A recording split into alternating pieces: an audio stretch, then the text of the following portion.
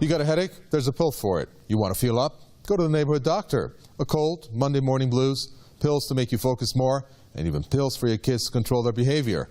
Pharmaceuticals are controlling people's lives and making a killing in profits. Hi, I'm Kavitar Vai, and this is Economic Divide's look at Big Pharma, the legal killers with a healthy addictive promise. Big Pharma, profits at the expense of people's lives. One of our largest holdings is Gilead Securities, and what we like about the company is that it is like a pharma company, but with higher growth. Not interested in cures, but maintenance. The pharmaceutical industry is not in the business of health and healing. That's not why they are manufacturing drugs. The original pill was created sometime back in 140 BC for sore eyes. Today, just for the very same sore eyes, you could probably take a variety of medication if there are no side effects. But throughout time, pharmaceuticals have grown so much in size and power and profits that it is hard to distinguish whether they are in it to cure us or to have us keep going back, the relief temporary and short-lived.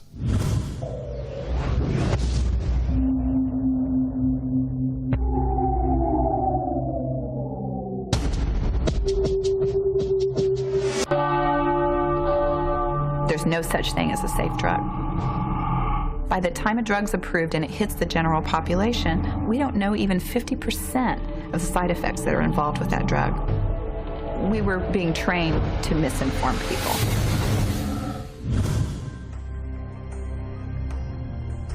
I could not begin to tell you where these feelings of low self-esteem emanated from.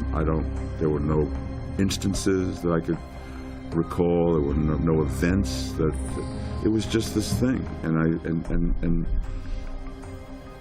the more I shared it, the more I realized how prevalent it is in our society, that people are fighting these demons constantly, left and right. I mean, you know, ask Big Pharma. It's like everybody's on something.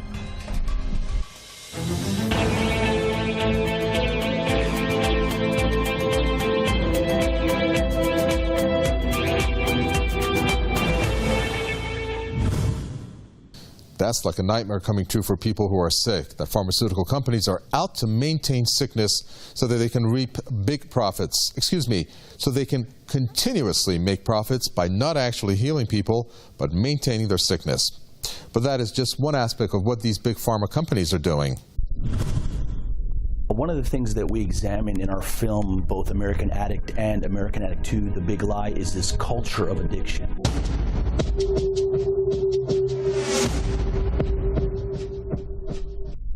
The movie that SASHA KNEZEV is referring to is American Addict and its sequel. Their website says that it unveils how America has gone from the land of the free to the land of the addicted, that it represents 5% of the world's population, but consumes 50% of the world's prescription pills and over 80% of the world's prescription narcotics.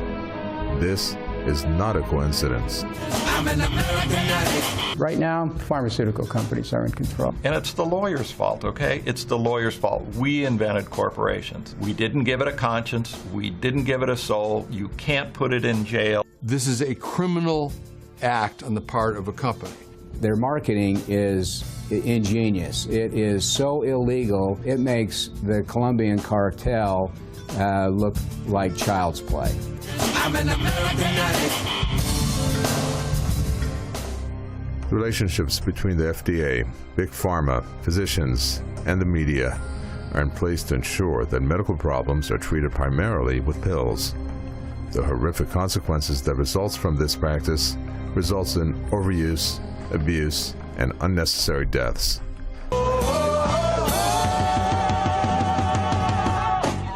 The ultimate goal of the pharmaceutical industry is to sell the most drugs and get the most people on it. That's where you get these blockbuster drugs. So you take cocaine, heroin, and all of those illegal narcotics, combine them all together, and there are still more people that die from prescription pain medications than all of those. Well, why is that? Addiction is a dependency where the individual doesn't assume responsibility for himself. Pharmaceutical companies get patents on their drugs, and they get patents on the most expensive drugs. They want to hold on to these patents as long as they can. Michael. Mike. So how you doing, man?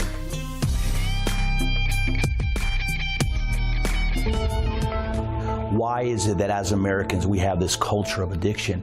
And I think it's really embedded in our lifestyle. We live such a rapid, fast-paced lifestyle that everything is based on proficiency, efficiency, and bottom line. You can't sit down to TV at night and not see a half a dozen drug company commercials. Millions of Americans watch the ads and then ask their doctors for prescriptions. Increasingly now, I think particularly since 2008 with the economic situation as it is, which is pretty dire here in the United States, that people are working longer hours, people are just struggling to make ends meet, and they're looking for some type of escapism. And it's much easier to get that through prescription medication than it is for illegal narcotics.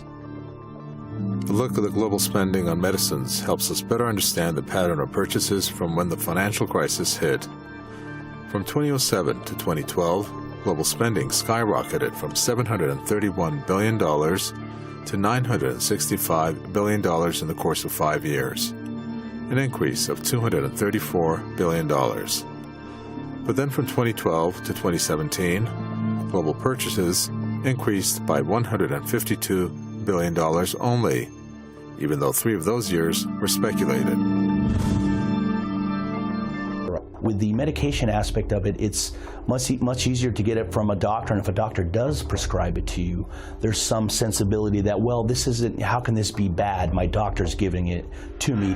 So they look at it, most Americans look at it as, well, I don't think maybe that I am addicted because my doctor prescribed this to me. And we have this connotation of a doctor giving us something that it must be okay. And that's a completely backward approach to looking at this. It may be a backwards approach, but the general public, the consumer, is sold on it. Why are they so sold on it, though? The marketing companies have this figured out, and it is exactly what guest SASHA KNEZEV has said. If the instruction/prescription/advice comes from the doctor, then it must make it okay. Since most people trust their doctors, and nowhere is this vividly displayed than in the ads for different medications in the United States.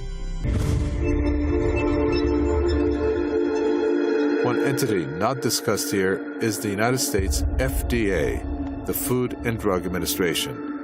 They should be safeguarding Americans against what their name says, food and drugs.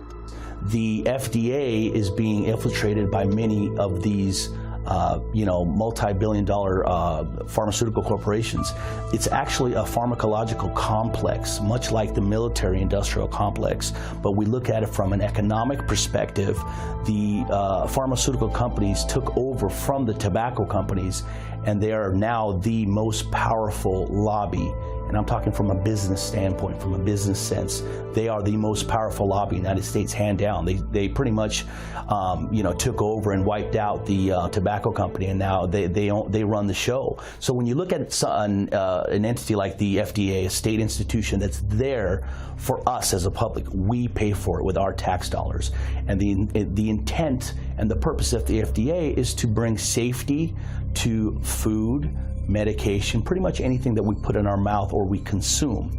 Now, the problem is that these directors of the FDA that are supposedly serving our interests and trying to approve these medications that are making it into Main Street are almost all the time working for the pharmaceutical companies. It's sort of a backdoor strategy where they go work for the FDA, and as soon as they leave, they go work for a pharmaceutical company.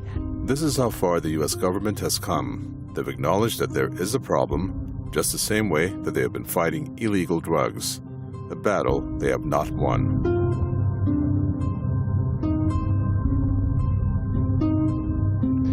When confronting the problem of substance abuse, it makes sense to focus attention on the most dangerous types of drugs.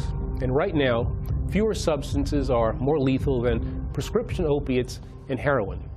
Eric Holder acknowledges that there is a problem. Notice the choice of words while he is reading from the teleprompter. He calls it substance abuse, putting the blame on the abuser, not the doctor prescribing it. He has put prescription opiates and heroin in the same category, while one is legally prescribed and the other is illegal completely. Now, it's clear that opiate addiction is an urgent and growing public health crisis. And that's why Justice Department officials, including the DEA, and other key federal, state, and local leaders are fighting back very aggressively. Confronting this crisis will require a combination of enforcement as well as treatment. The Justice Department is committed to both. But the problem with prescription drug abuse lies first with the pharmaceutical companies, then with the doctors. That's who the DEA and law enforcement should target. But like the fight against illegal drugs, the U.S. government has failed, or they have chosen to maintain the problem. Children being targeted by pharmaceuticals, generic drug companies with the help of big pharma, targeting doctors in third world countries. Just some of the abuses not covered in this edition of the program, along with its economic impact, since time did not allow it. But please send us your comments and suggestions to the links below. I'm Kaveh Tarvai, and I'll see you next week.